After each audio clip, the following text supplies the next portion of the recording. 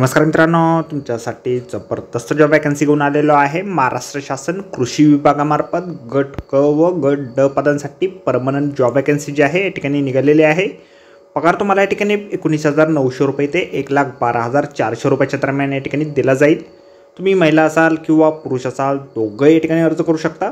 एकूण या ठिकाणी 787 जागांची वॅकन्सी या ठिकाणी आहे। अर्ज करण्याची शेवटची तारीख 31 जानेवारी 2025 पर्यंतची या ठिकाणी आहे। अधिक माहिती जी आहे या ठिकाणी कुठल्या पदांसाठी वॅकन्सी आहे, शैक्षणिक अर्हता तुमची काय लागेल, वयमर्यादा या ठिकाणी काय असणार आहे, अर्ज तुम्हाला कशा प्रकारे करायचे आहेत या संदर्भातील सविस्तर माहिती जी आहे आपण आजच्या व्हिडिओमध्ये बघणार आहोत। तर व्हिडिओ शेवटपर्यंत नक्कीच बघा। त्याचबरोबर मित्रांनो, आपण आपल्या रॉयल कॉर्नर यूट्यूब चॅनलवरती जर नवीन असाल तर यूट्यूब चॅनलला सबस्क्राईब करावं, बेल आयकॉन दाबायला विसरू नका। असेच नोकरी संदर्भातील नवीन अपडेट्स आपल्याला मिळत राहण्यासाठी। तर सुरू करूया मित्रांनो आजचा व्हिडिओ। मित्रांनो, आपण आलेलो आहे महाराष्ट्र शासन महात्मा फुले कृषी विद्यापीठ राहुरी यांच्या मार्फत जे ऑफिशियल नोटिफिकेशन निघालेलं आहे वॅकन्सीच्या संदर्भामध्ये, त्यावरती आपण आलेलो आहे। तर स्टेप बाय स्टेप सर्व माहिती आपण या ठिकाणी बघणार आहोत। तर या ठिकाणी अर्ज जे आहेत 31 डिसेंबर 2024 पासून सुरू झालेले आहेत आणि 30 जानेवारी 2025 पर्यंत अर्ज तुम्ही या ठिकाणी करू शकणार आहात। सर्वप्रथम आपण या ठिकाणी गट क संवर्गामधून निघालेल्या पदांविषयी या ठिकाणी माहिती घेणार आहोत। तर या ठिकाणी गट क पदांसाठी या ठिकाणी सगळ्यात पहिली जी वॅकन्सी आहे वरिष्ठ लिपिक या पदासाठी आहे।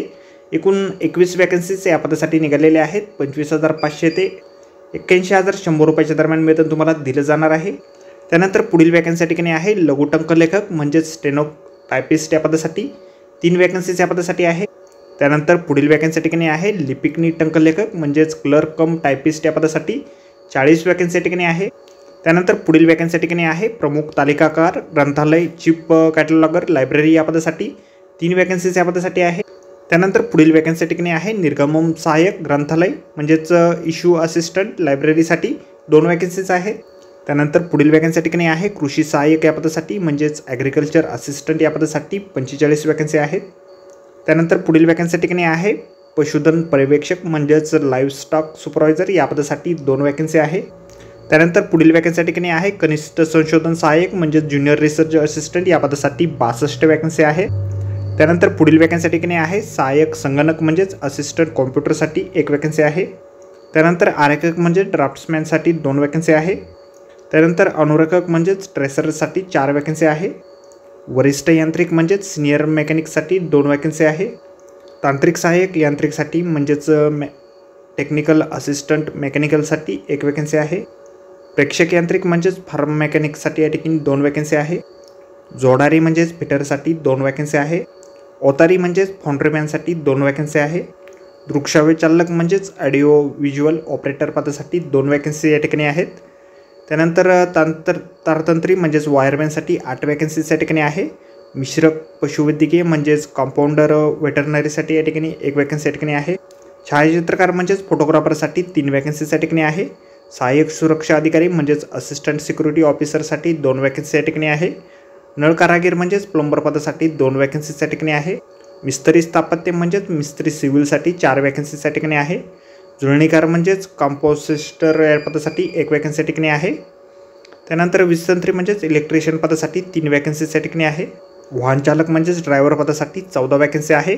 कृषी यंत्रचालक म्हणजेच ट्रॅक्टर ड्रायव्हरसाठी 6 वॅकन्सीज या ठिकाणी आहे। संगणक चालक म्हणजेच कॉम्प्युटर ऑपरेटरसाठी 1 वॅकन्सी या ठिकाणी आहे। त्यानंतर या ठिकाणी गट क संवर्गातील पदांविषयी माहिती आपण या ठिकाणी घेणार आहोत। एकूण 546 वॅकन्सी या ठिकाणी आहे। प्रयोगशाळा परिचारक म्हणजेच लॅबोरेटरी असिस्टंट या अटेंडंट या पदासाठी 7 वॅकन्सी आहे। ग्रंथालय परिचारक म्हणजेच लॅबोरेटरी अटेंडर या पदासाठी 3 वॅकन्सीज या ठिकाणी आहे। गणक म्हणजेच काउंटर पदासाठी 24 वॅकन्सीज या ठिकाणी आहे।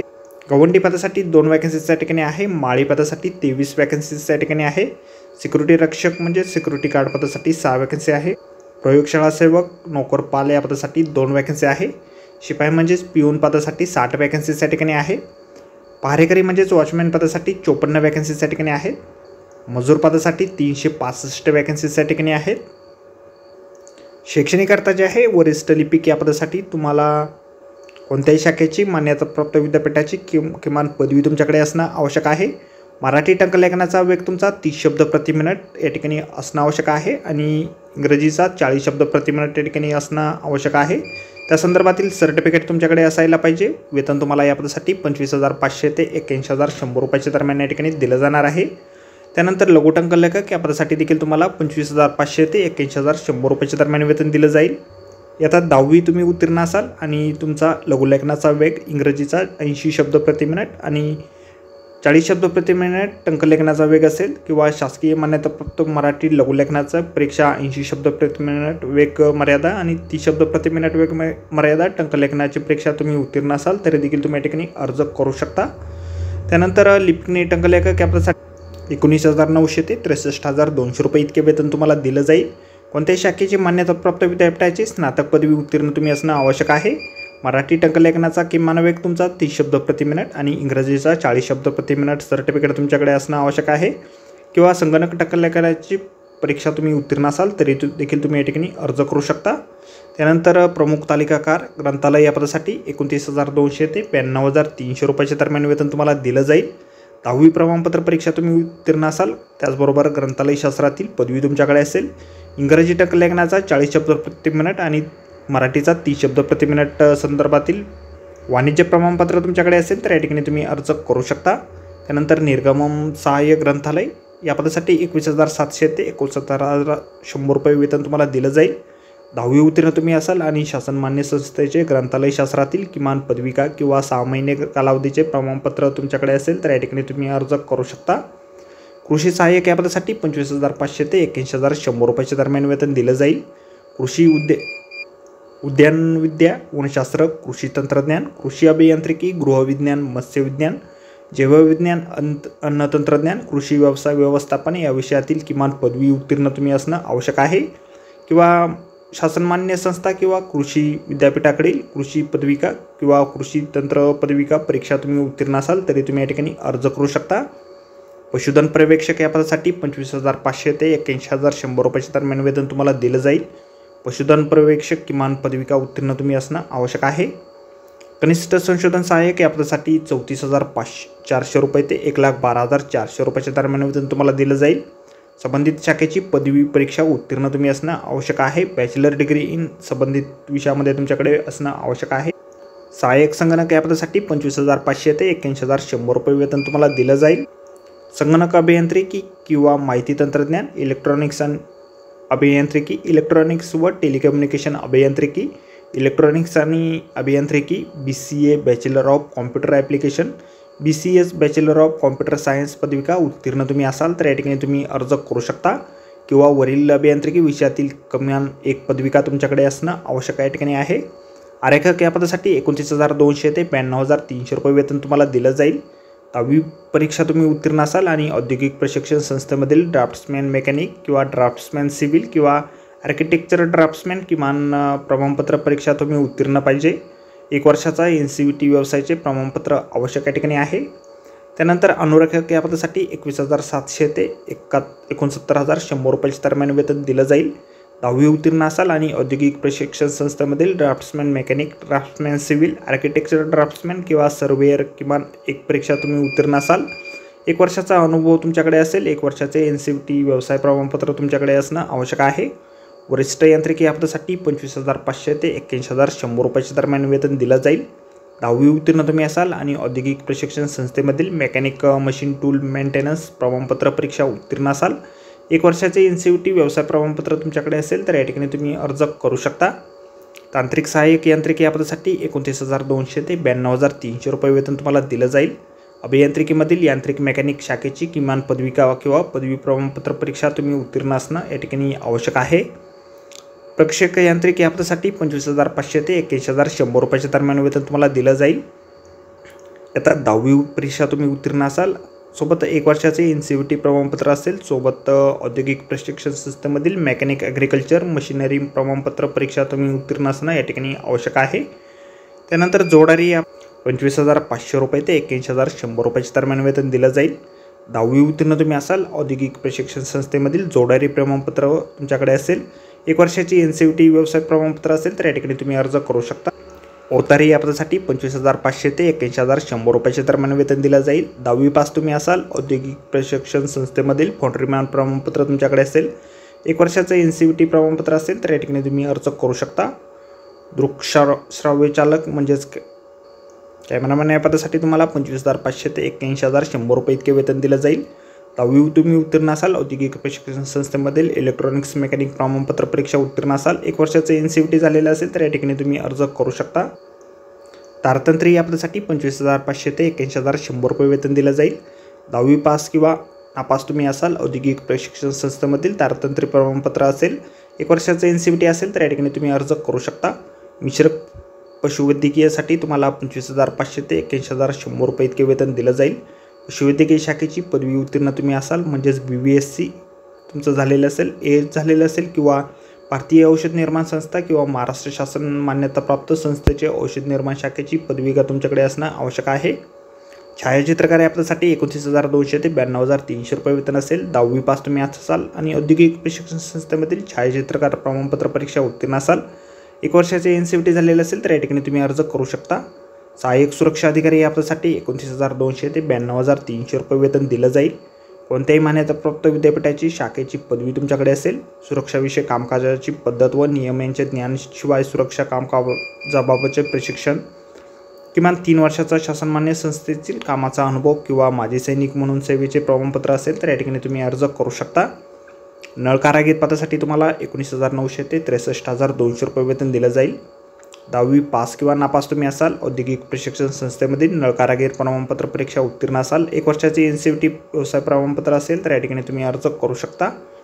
विस्तारित स्थापत्य या पदासाठी 19,900 ते 63,200 रुपये वेतन दिलं जाईल।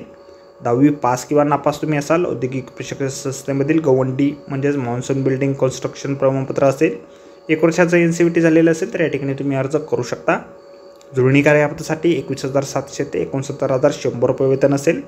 10वी पास तुम्ही असाल, औद्योगिक प्रशिक्षण संस्थेमधील डेस्कटॉप पब्लिशिंग ऑपरेटर DTP प्रमाणपत्र तुमच्याकडे असेल किंवा 1 वर्षाचं NCVT झालेलं असेल तर या ठिकाणी तुम्ही अर्ज करू शकता। त्यानंतर वीजतंत्री या पदासाठी 25,500 ते 81,100 रुपये वेतन दिलं जाईल। 10वी उत्तीर्ण तुम्ही असाल, औद्योगिक प्रशिक्षण संस्थेमधील वीजतंत्री प्रमाणपत्र असेल, 1 वर्षाचं NCVT झालेलं असेल तर या ठिकाणी तुम्ही अर्ज करू शकता। वाहन चालक या पदासाठी 19,900 ते 63,200 रुपये वेतन दिलं जाईल।